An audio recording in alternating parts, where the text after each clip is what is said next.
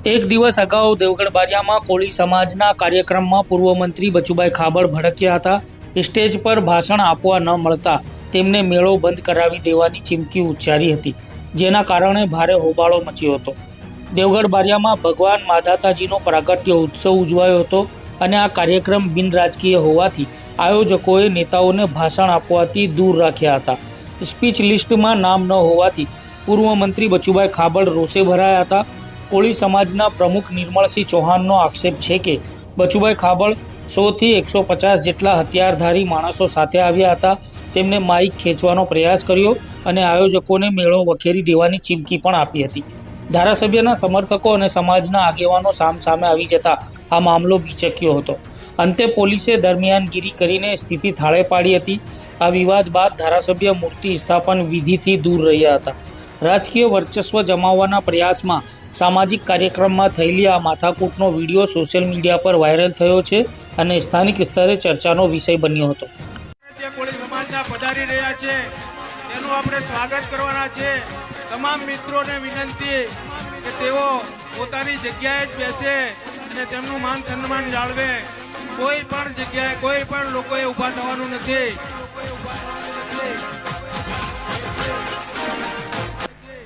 કેટલા જણની સ્પીચ છે? કેટલા જણની સ્પીચ છે? હવે સાહેબ એક બે જણા જ એક બે જણા પર નામ લખ માર તમને કઈ મારે બોલવું ના પડે બીજું પહેલાં કે નામનું સ્પીચમાં નામ લખ. તમે કોણ અમને નાખે નારા હકીકત મેળો ખોળાય છે હમણાં બધું. તમે મેળો જ ખોળવા બેઠેલા છો ને બીજું હું મેળો જ ખોળવા બેઠેલા છો.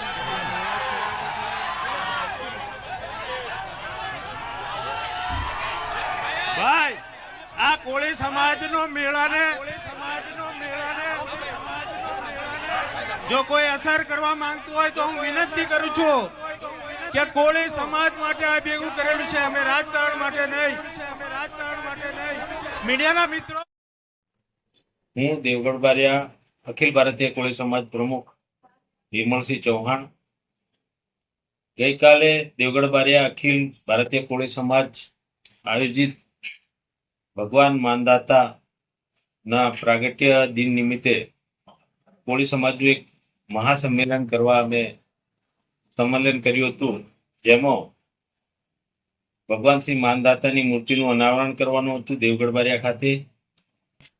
જેમાં રાજકીય કોઈ પણ પક્ષ સમાજનો ખોટો દુરુપયોગ ન કરે અને સમાજને ગેરમાર્ગે નહીં દોરે, તેમજ કૌભાંડી ચહેરા સમાજને ખોટી અસર પહોંચે તેવા ઈરાદાથી અમે એક પણ રાજકીય આગેવાનોને આમંત્રણ આપ્યું ન હતું. જેમાં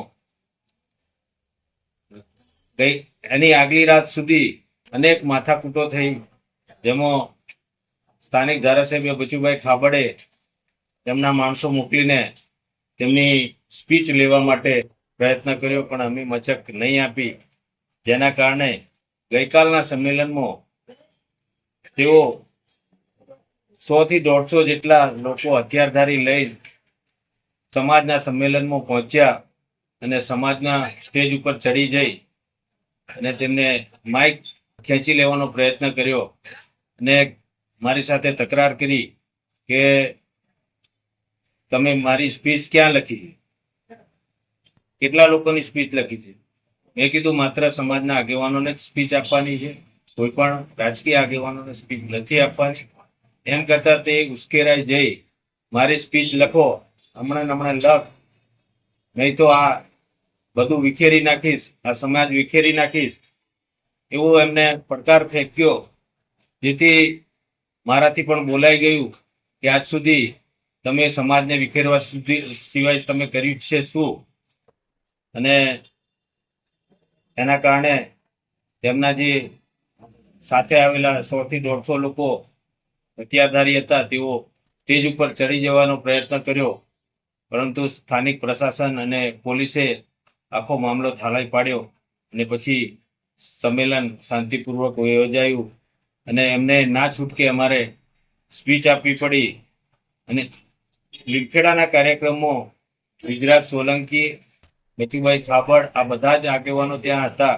તેમાંથી તેઓએ સાથે મળી અને અમારા સ્ટેજનો રાજકીય રીતે ઉપયોગ કર્યો એ અમને ખેદ છે, દુઃખ છે, પરંતુ અમારી મજબૂરી હતી. અમે નાના માણસો સમાજ એકત્રિત કરવા નીકળ્યા છે ત્યારે આવી મોટી શક્તિઓએ એમને પરેશાન કરવાનો કારસો ઘડ્યો અને આજે સમાજને સાચી દિશા લઈ જવા માટે અમે પ્રયત્ન કર્યો છે.